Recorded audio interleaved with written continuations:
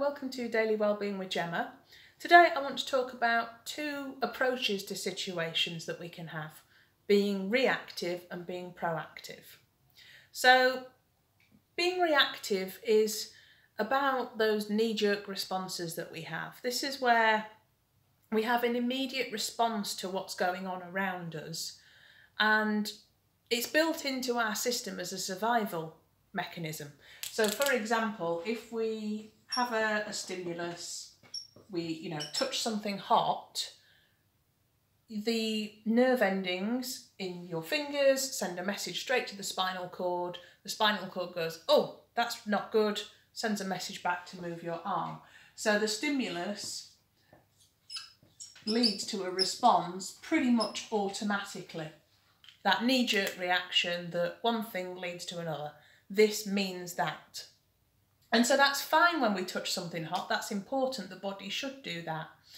But this can be a problem when it comes to behaviour.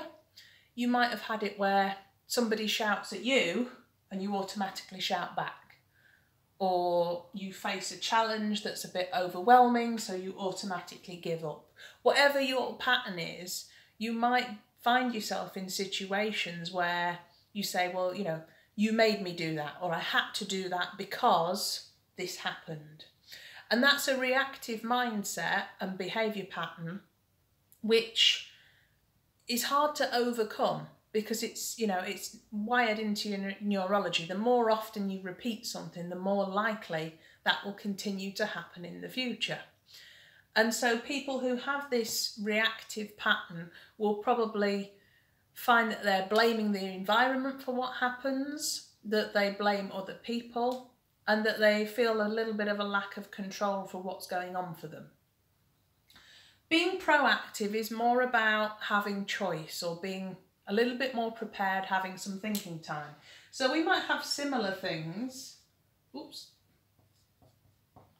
So you might have the same stimulus. Let's say we're still touching something hot, but maybe rather than just touching a hot pan, I'm picking up some food that I've spent a long time making and the food is hot. The neurons send a message to say, ah, that's really hot. But then it goes to the brain. I have a little bit of thinking time before I respond. So it might be, ah, this is hot, but if I just let go, it's going to smash and waste the food. Okay, I'm deciding to put it down very quickly. Ah, and you kind of have that, dancing around the kitchen with the hot food. Being proactive is really about this bit where you have a sense of choice and a sense of ownership, where the response didn't just happen, you weighed up the options. What happens if I drop it? What happens if I keep hold of it? And it's a very quick process, but it lets you make a decision that is hopefully better for you in that situation.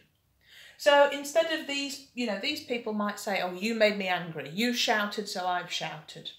A proactive person, whether they recognise it or not, what's going on in their brain is, somebody's shouting at me, I don't like it.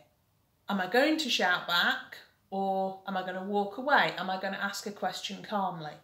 And that little bit of thinking time helps them to choose a behaviour that they think is going to be the most helpful. So people who act in a more proactive way tend to not have their buttons pushed as much by other people because they're in charge of their own behaviour.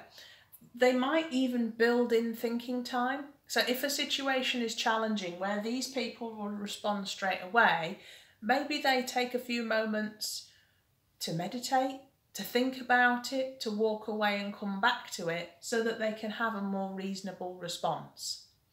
And the reason I wanted to cover this as part of the Wellbeing series is that if you're just reacting, you might find that you escalate a situation and then you've got more negative things to deal with, and that's going to impact your well-being.